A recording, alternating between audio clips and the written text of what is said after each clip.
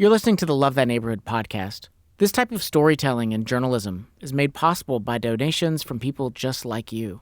So, to keep this type of content coming to your podcast feed, please make a donation today at lovethatneighborhood.org/donate. Again, that's lovethatneighborhood.org/donate.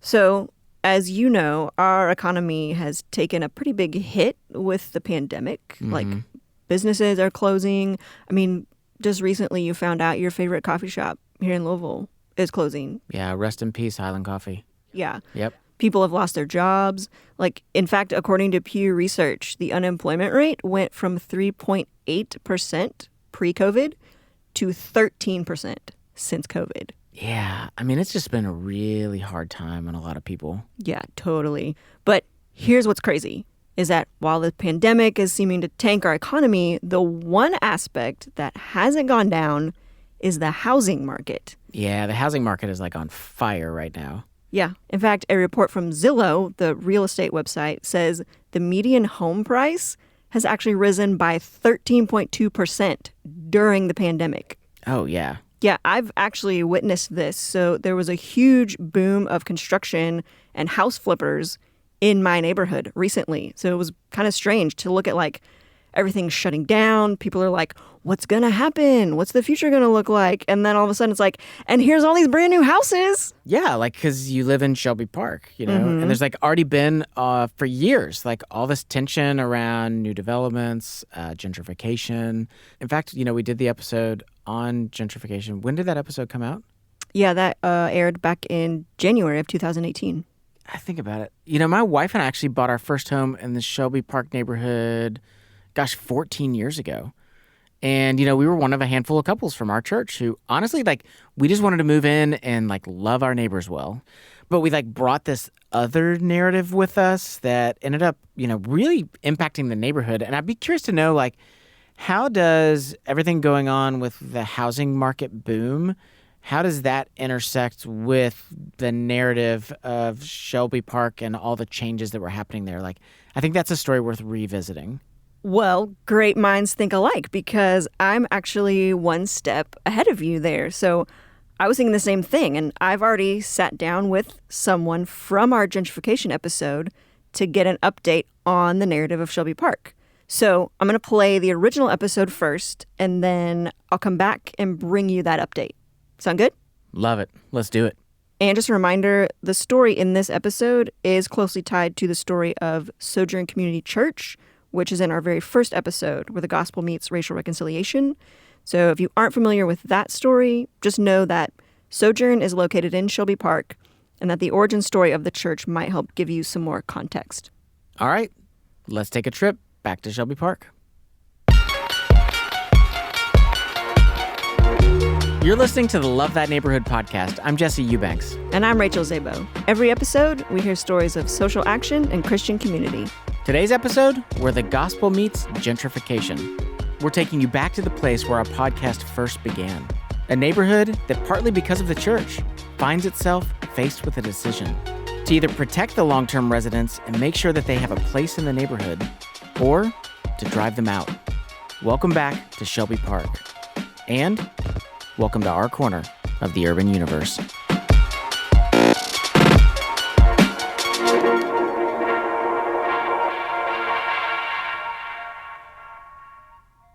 Okay, so Rachel, today we're talking about gentrification, and gentrification, it's kind of hard to define. Yeah, so typically when someone says gentrification, what they mean is displacement. So people in a community who are minority or poor getting essentially pushed out because of new people coming in, bringing with them development and rising housing costs.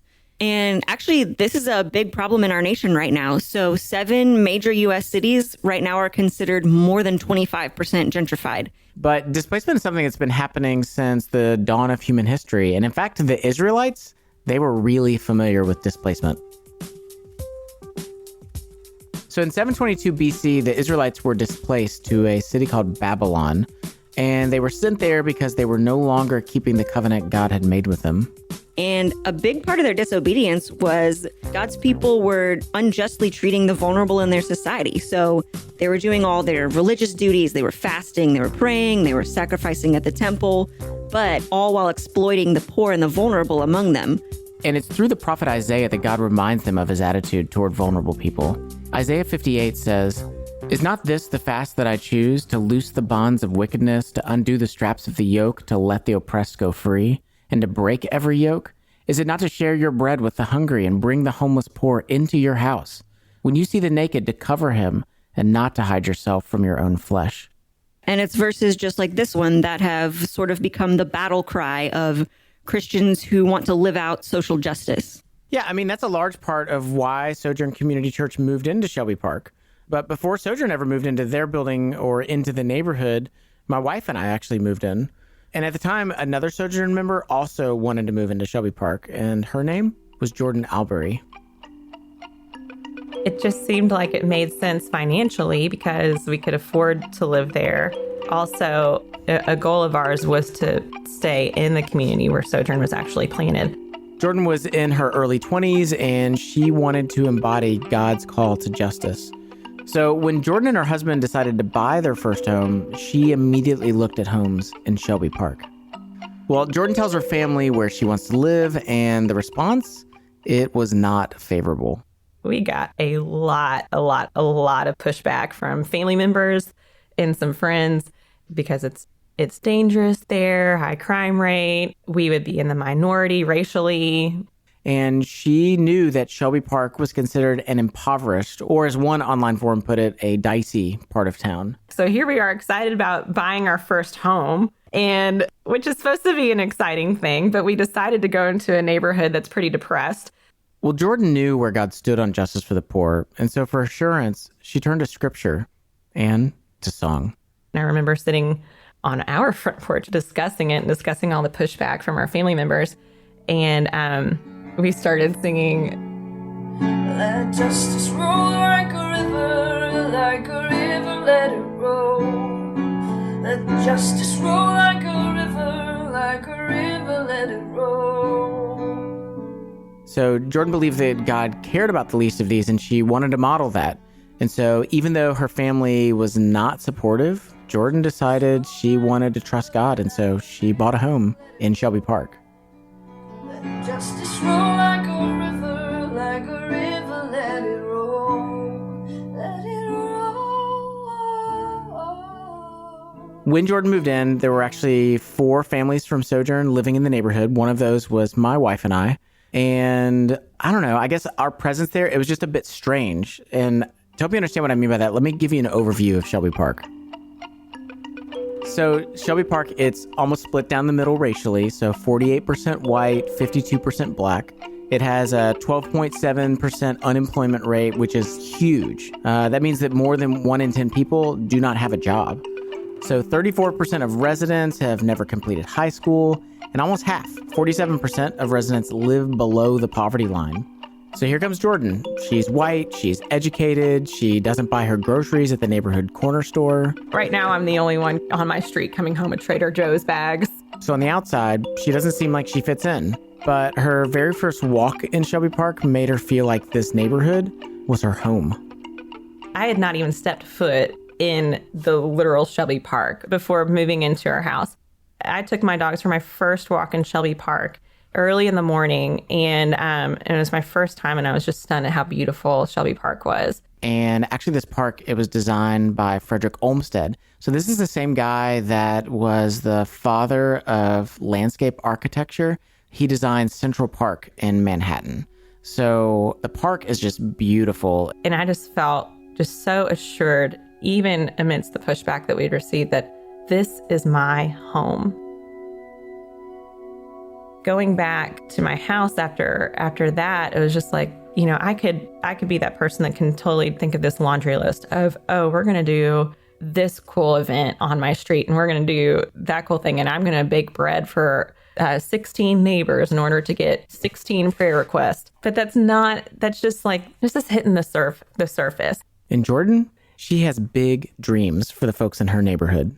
But I was a feisty 23-year-old that was just like, everybody's going to be I don't know what I wanted them to be like, but something was going to happen because I showed up. Now, it's important to understand that Jordan, her intentions, they're good. She genuinely wants to love her neighbors. She genuinely wants people to know Jesus. There's no ulterior motive there. But growth doesn't come without change. So in order to see growth in Shelby Park, there's going to have to be change. And Jordan, she wasn't the only one who wanted to bring this good change to her new neighborhood. Part of the incoming change came from another Christian named Bryce Butler. So in addition to a lot of poverty, lack of education, another staggering statistic of Shelby Park is the number of vacant homes in the neighborhood.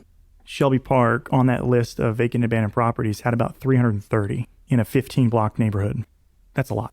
So this is Bryce Butler, and he's a managing partner at Access Ventures, a company that provides capital for entrepreneurs. When he says 330 homes is a lot, what's like an average amount? Okay, so just to give you an idea, so Flint, Michigan, which is often in the news for a lot of its own poverty issues, it was actually cited last year as having one of the largest vacancy rates, and that was only 7.5%. Shelby Park 9 years ago, the vacancy rate was 23%. Holy cow. That's almost a quarter of the buildings. Yeah, there was a time where my wife and I actually would look out our front door and we were the only occupied home out of the 6 homes on our corner. And they're not only eyesores for the neighborhood, like they just cause a lot of problems for people that live here.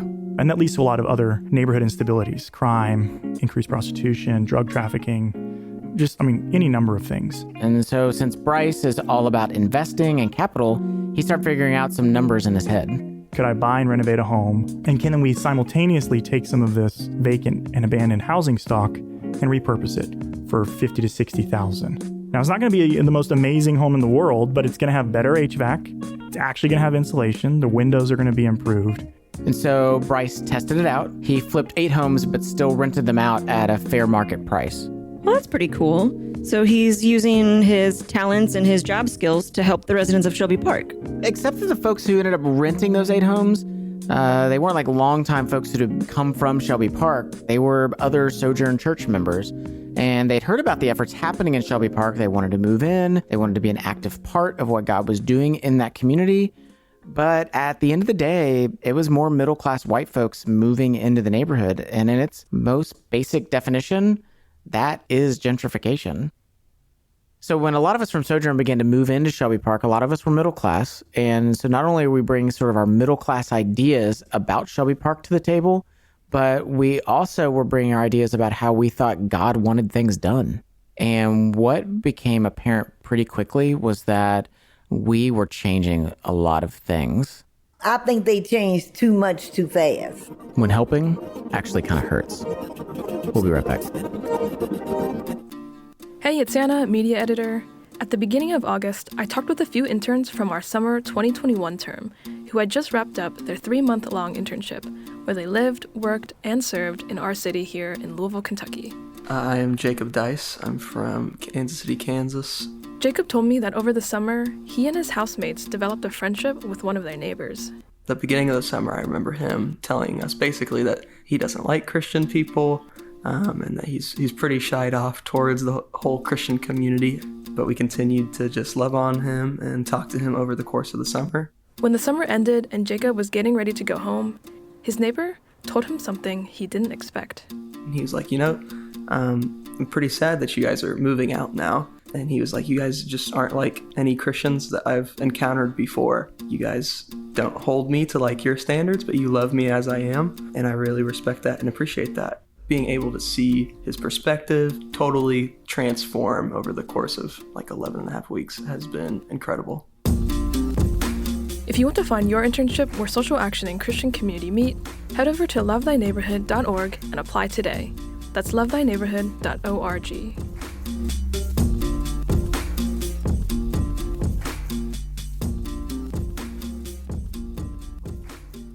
You're listening to the Love Thy Neighborhood podcast. I'm Jesse Eubanks. And I'm Rachel Zabo. Today's episode is where the gospel meets gentrification. So we've been following Jordan as she and other Sojourn members move into Shelby Park to live out God's command to do justice.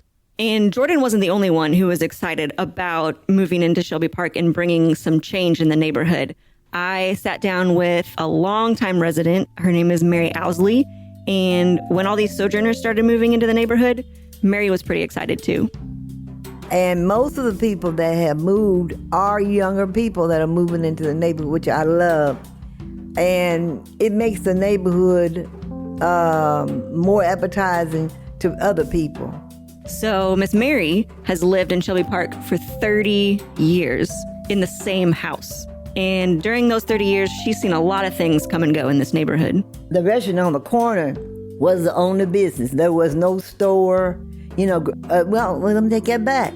After I think about it, there was a bakery on Shelby, right there on the corner. There was a bakery there. Oh, they had the best donuts. And then they had, when I first moved here, they had a library. Another interesting fact about Shelby Park is it also boasts this historic community center.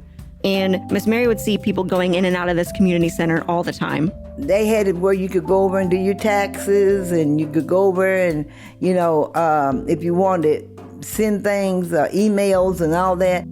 But due to various things like lack of participation, vandalism, changes in ownership, all these things Mary mentioned, they're gone. They're no longer in Shelby Park, leaving the neighborhood not only with a huge number of vacant homes, but now also a huge number of vacant businesses. Yeah, so remember Bryce Butler, the guy who flipped those 8 homes? Well, he decides that in addition to flipping those homes, he's also going to do something about these vacant businesses. In 2010 at the census, there was only one person that both lived and worked in Shelby Park. And part of that problem was there aren't any jobs in Shelby Park. And so Bryce, along with other partners, brought several businesses back to Shelby Park. We saw the architecture firm that moved in. We saw the engineering design firm, the co-working space, shared office. We have a coffee roastery. Some of our borrowers on the business side have moved into Shelby Park. So it's been really neat to see new business activity. And so you look at the work that Bryce and his company Access Ventures is doing, and they're starting up all these businesses, and it's good. I mean, you look at what was formerly this, business corridor in Shelby Park that was completely vacant, and now you drive and there's businesses everywhere. I think that the ongoing concern is not about these new wonderful businesses. It's just, where does somebody who's grown up impoverished and grown up without an education and, doesn't go to coffee shops, like, where do they fit in this picture? Yeah. And, unfortunately, Jesse, this was kind of true for you and the folks at Sojourn as well. I can remember one time, I had this neighbor and she sold popcorn on the side to make money. And I remember that Sojourn, we were throwing a film festival. And so we were showing all of these indie films. But my wife suddenly realized, hold on, people eat popcorn at movies. We should have our neighbor come and sell popcorn. And it was a resounding no from everybody else that was involved. And the bottom line was that she wasn't cool enough. She wasn't hip enough. It was not the right aesthetic. We didn't want her selling her, cheap popcorn from the corner store when we're trying to portray a certain kind of hipster image. And, it was a real indictment on us. And in fact, Jordan remembers a similar story that still haunts her to this day. There was a church on our street, and there was a handful of people, I want to say just like a dozen or maybe less of congregants at that church. It was still an active church when we moved in. And it was a historical neighborhood church in Shelby Park. It was this old brick church, and you would see just like a dozen cars parked actually in the lawn in front of the church every single Sunday. And there were so many times I wondered what's going on in that church. They were doing outreach on my street. This church had been there for a long time, and we ignored them. We just threw our own block party with a bigger bouncy house. Then one day, it was just gone. And I don't mean like the congregation stopped attending. I mean that a bulldozer pulled up to the building and started to demolish it. And within a matter of days, all that was left was just a field. Did you invite the folks from that church to the block party? I can't say that it ever even crossed our thought to invite people from that church to our block party. We were focused on our agenda and what we were there for and what we were going to do and our way of doing things. And we didn't have the patience to put up with other people's lack of efficiency. And every time I walk past that empty lot, I regret not stepping foot in that building and saying, can I partner with you all in your outreach to the neighborhood that I now belong in? Instead of thinking my ideas of my church are more advanced or whatever. And it's kind of, it looks like a scar on my street of a place of outreach and love and welcome that my neighbors had for generations upon generations that's literally not there anymore, and that I unknowingly feel like I participated in.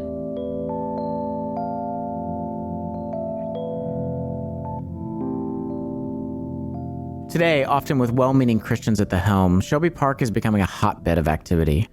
Where once only 4 Sojourn families lived in the neighborhood, there's now at least 30 Sojourn households. And 7 businesses have moved into the neighborhood just within the last 3 years.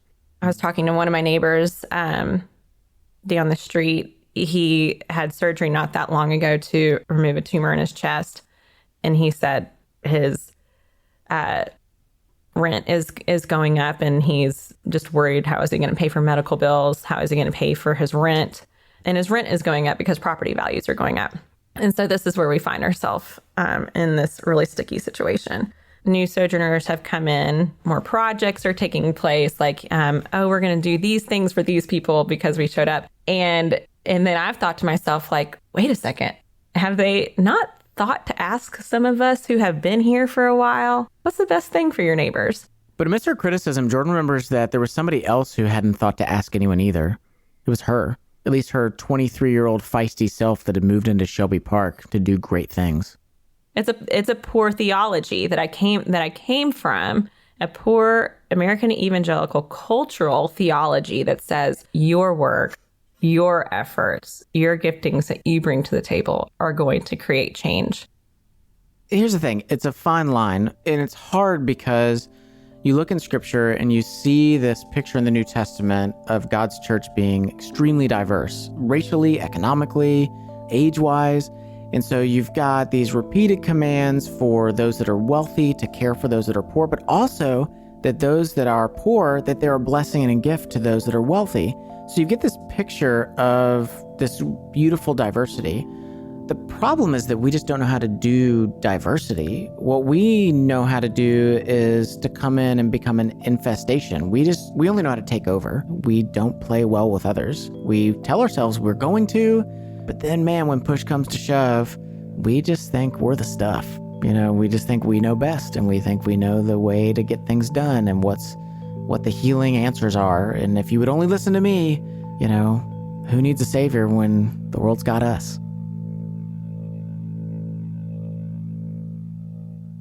Here's Miss Mary again. I think they changed too much too fast because a lot of things was in place.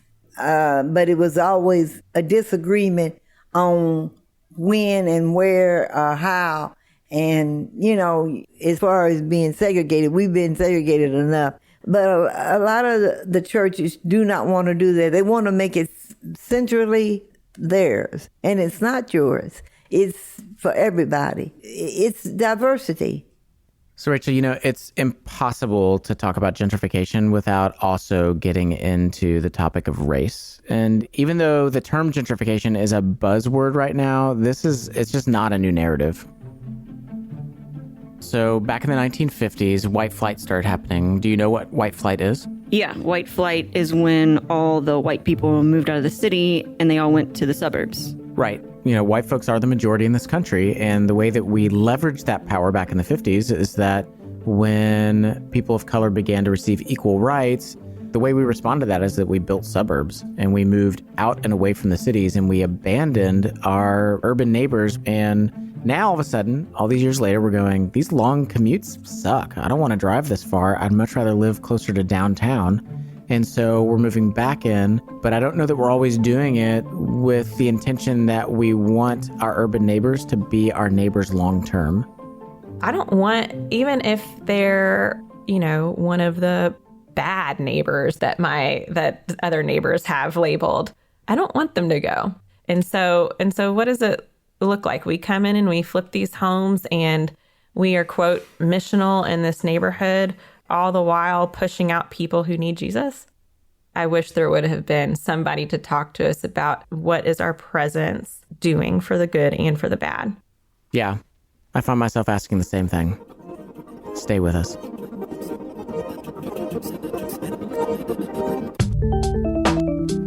Hey listeners, it's Anna. Before we get back to the episode, I'll be announcing one of the prize winners for our contest. Today's winner is getting the book Before You Lose Your Faith from the Gospel Coalition, and the book What If Jesus Was Serious, written and illustrated by Sky Jatani. Congratulations to Jared Lilly. We'll be in contact with you shortly. Be on the lookout for an email from us. There are still chances to win one of our prize packs. To enter, sign up for our mailing list at lovethyneighborhood.org/LTN podcast. Also, leave us a review wherever you listen to podcasts for an additional prize entry, and tune in to the next episode to hear if you're a winner.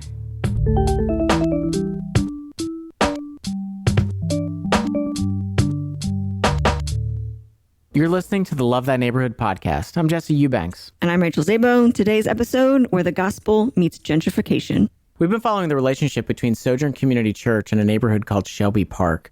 As Shelby Park leans further and further into gentrification, Sojourn, a church that meant well, ended up adding to the problem. So where do they go from here? Well, for starters, they installed their first African-American pastor, Jamal Williams. And you can hear his story if you go all the way back to episode number 1, where the gospel meets racial reconciliation. And second, they partner with an organization called Seed to Oaks.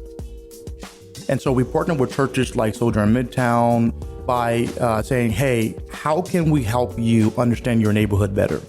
This is James Westbrook, Director of Programs for Seed to Oaks. And what they do is train and equip churches on how to be involved in their communities in truly beneficial ways. We can do so many different things. We can offer this, we can offer that. But if it's not speaking to the needs of your community, you're literally having a conversation with yourself. If everything is about the rising narratives, the new people coming in, or a new Shelby Park, that is done to such degradation of the folks that are there.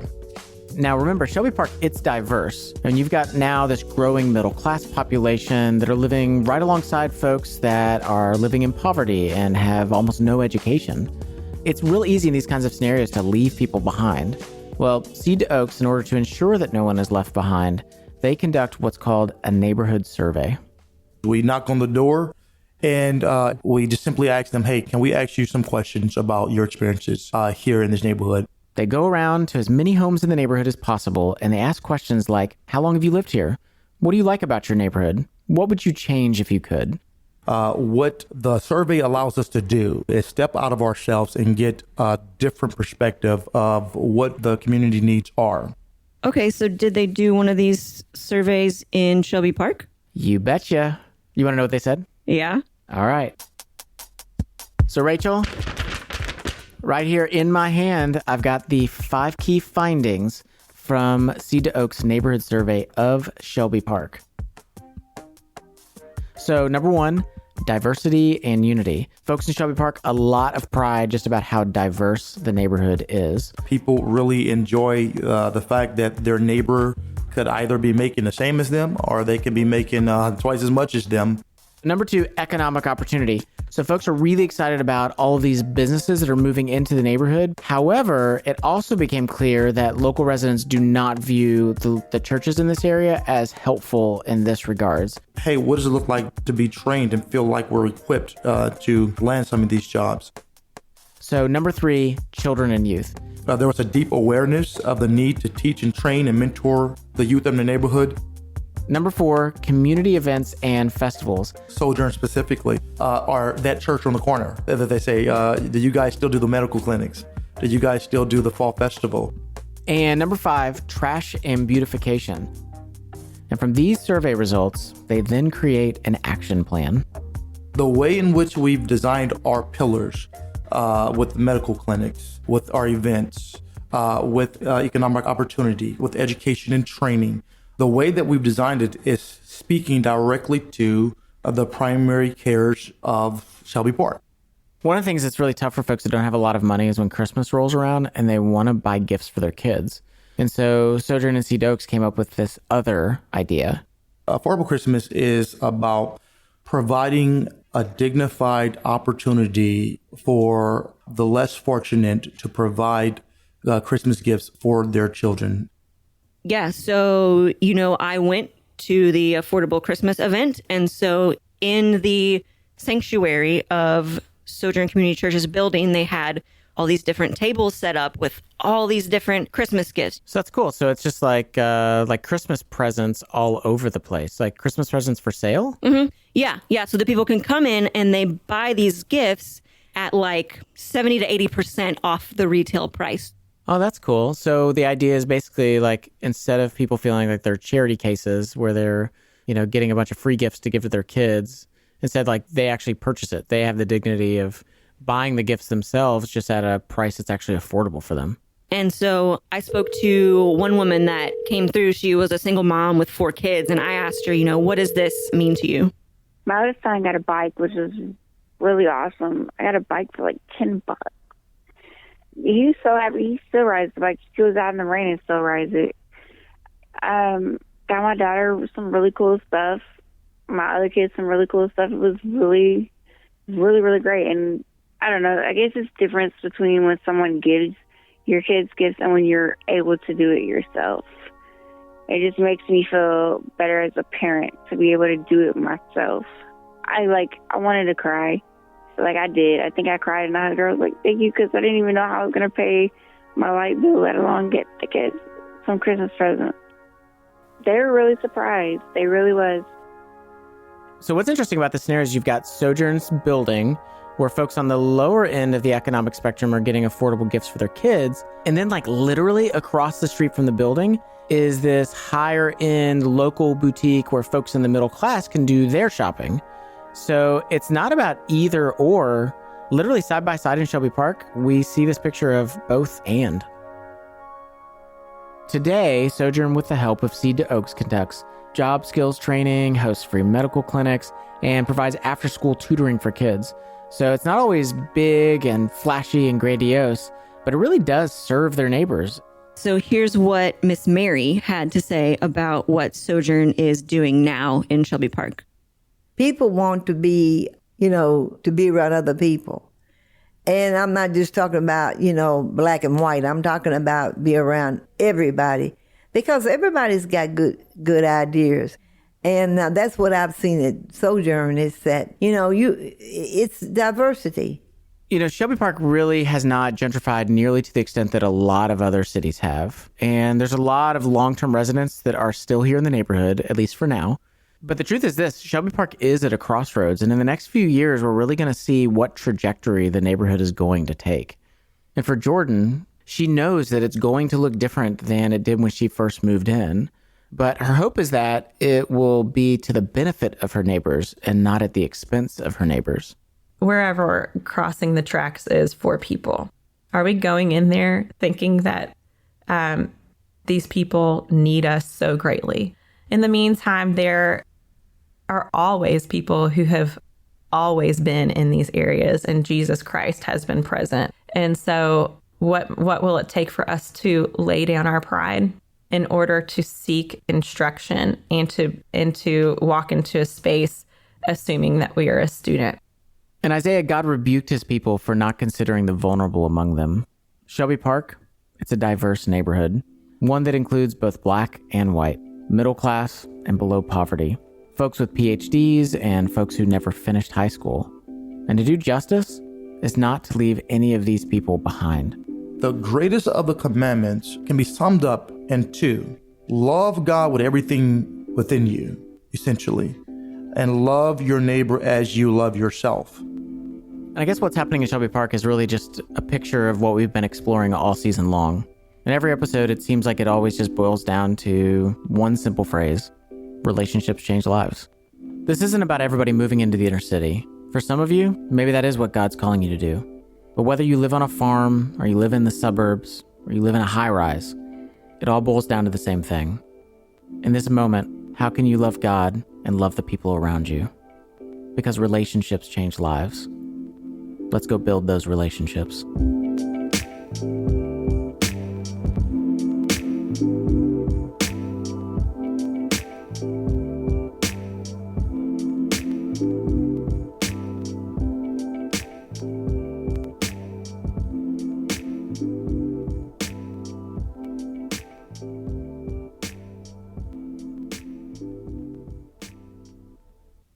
Okay, Jesse, so that is where the original episode ended, and that was 3.5 years ago. And Shelby Park was kind of at this crossroads, right, at the end of that episode. Yeah. So I sat down again with Jordan Alberry to talk about what changes have happened since then and what path the narrative of Shelby Park has taken. September marks my 13th year in Shelby Park. Everything is just getting a lot more swag, I guess, and in development. We have so many new businesses, bars and restaurants. There's Logan Street Market that took over a warehouse space. That used to be a really high crime area and also a really depressed area.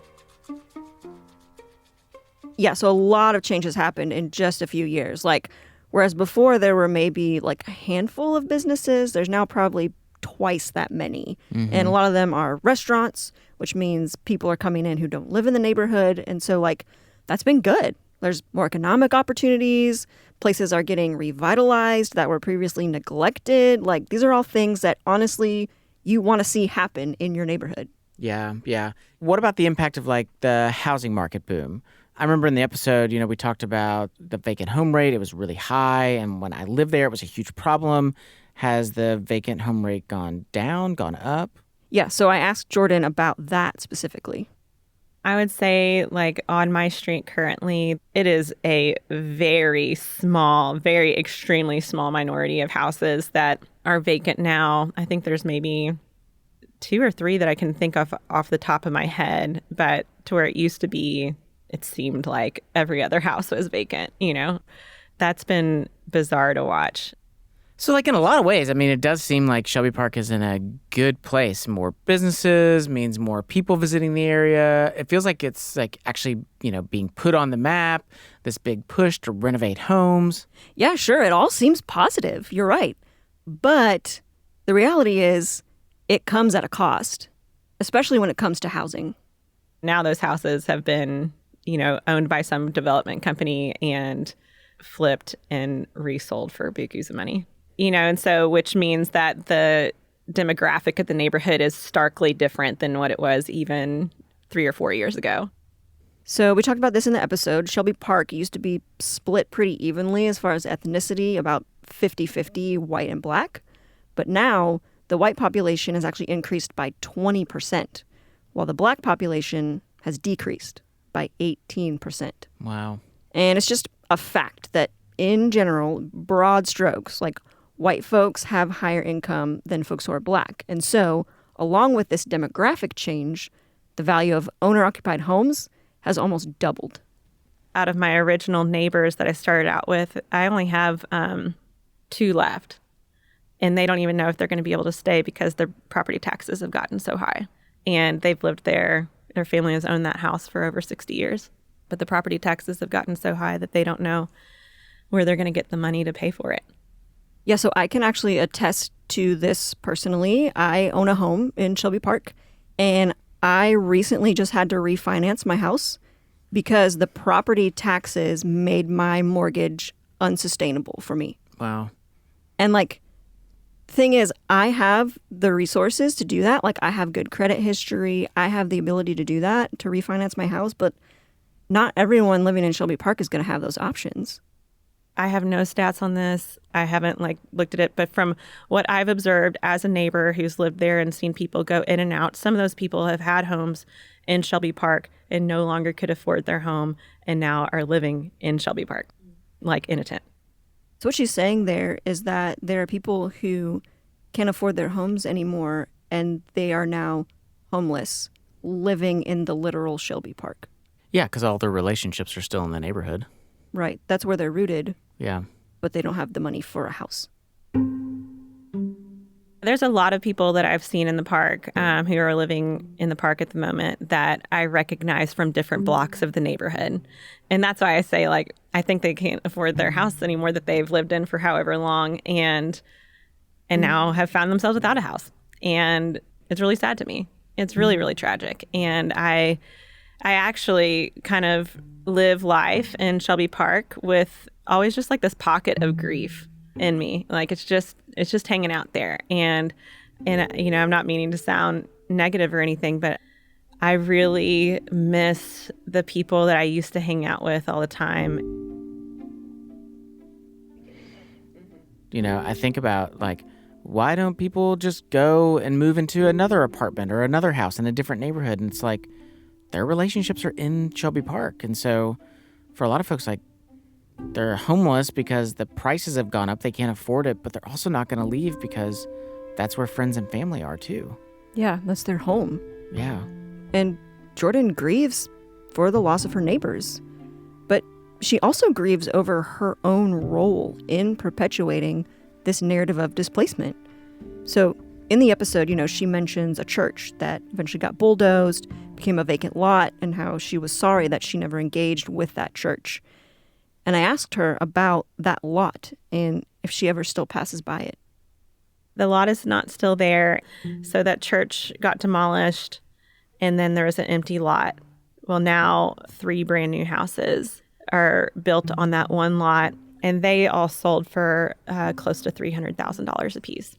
But I really struggled to walk past where that church used to be still, and knowing about the opportunity that I missed. Starting out, like, we were the catalyst to the gentrification push that we see now, or the gentrification that's happened. I'm not even going to say it's a push anymore. It's been pushed. It's done. There's no going back. The old Shelby Park is gone, and she's not coming back. Yeah, like, this is tricky. You don't want a neighborhood to just, like, stay impoverished. But when you start making new developments, the natural consequences are a rise in property values and attracting people that would have not lived there previously. I mean, it's just a sticky situation that does not have clean answers. Yeah. So I asked Jordan, what do you think the good news is for Shelby Park? And just like, the narrative isn't clean, it's not straightforward, she didn't really have a straightforward answer to that question. I don't know that you can say that there is a good point to that story. There's not a happy ending. Gentrification is a displacement of people. And displacing people from their homes is not good. And so, and the gospel makes space for that. The gospel makes space for us to grieve that really true dark reality. I can see personally things that I've chosen to make good with the space that I'm in right now, which I think is essential for a believer, is to lament when it's time to lament and to be honest with God through that. But he also invites us to walk humbly into forgiveness. And so I think that's just in general been the story for me as a neighbor in Shelby Park. One of the people who brought gentrification forward has been a lot of humbling and a lot of having to forgive myself, ask God for forgiveness. I don't know. I guess, do you trust God with the narrative of Shelby Park? Yes, I do trust God with the narrative of Shelby Park because he has walked me through seasons where it's either I trust God with the narrative or I don't make it. I think about the Israelites, and they're in the desert wandering around displaced, for 40 years in the desert. There's moments in that narrative, in that story, that they downright refuse to trust God. The God who said, I will walk you through this and I will take care of you. There are moments that the Israelites absolutely refuse to trust him. And it is in that refusal to trust God that they create this narrative about God that he is not fair or he is not good. And they find themselves suffering because of their delusion. And so I definitely trust God with the narrative of Shelby Park. And I trust God with why he brought me there and why he's kept me there, because there's so many times that I've wanted to leave in these past 3 or 4 years because it's been so hard to deal with all the change in my personal life and all the change going on around me. But I know that the story is not over. And because of that, I take so much hope. I do know that he's put the people around me that I have today around me for a reason. And I don't want to squander that time because I am hell-bent on not trusting him. And so I am going to trust him.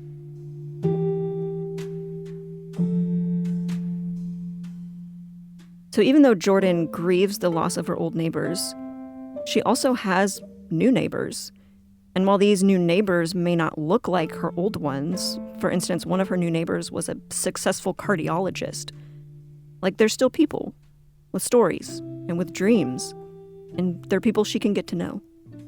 Part of my healing has always been sitting outside and watching my neighbors go by, and organically from that, like being a physical presence means that you start talking to people and you start building relationships with people. You know, I'd see the same faces over and over and over again, and we just slowly and surely became friends, very similarly to how I started in the neighborhood. So I almost feel like I'm in a new neighborhood, even though I'm in the same neighborhood, and the exact same ways I became friends with my old neighbors has been how I've become friends with my new neighbors. It's just by being outside and being present. You know, I was actually really encouraged by her response. How so? Well, I think it can be so easy for us to just spend time trying to point out the villains in the narrative. Yeah. Like, oh, this city that failed the neighbors, or oh, all these rich white people that are moving in and pushing people out. Right. Like, that's not what God has called us to do, is to just sit and point out villains. Like, God has prepared good works for us to do. And Jordan is not sugarcoating this narrative at all, but she's also not going to sit around and point fingers. Like, instead, she's continuing to live out her Christian faith by loving God and loving the people that are around her. And even though it may not feel like home sometimes, or at least not the home that she moved into 13 years ago, every now and then, Jordan is reminded that Shelby Park, it's still her home. Just recently, I was sitting with my longtime next-door neighbor, Tandy. We were just having coffee and talking, and it hit me that he and I have been doing that together for almost 13 years now. And he's watched my kids grow, and it was all of a sudden I just had like this coming home moment, looking around me and seeing like this very familiar face that I'm so thankful for, that he's still there. My good friend is still there. And I think I just had this coming home to myself and to God, like, yeah, he did actually call me there 13 years ago. He did actually plant me there. It really was like this coming home to myself, realizing I'm still home in my neighborhood. And so I'm excited to continue to participate in God's story and to continue to be planted in the place where I can invest in the people that are around me in the time that they're around me.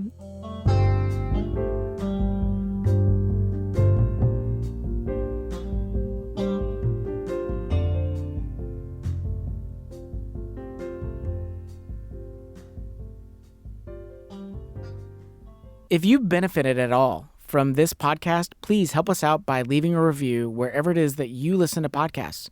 Your review will help other people discover our show.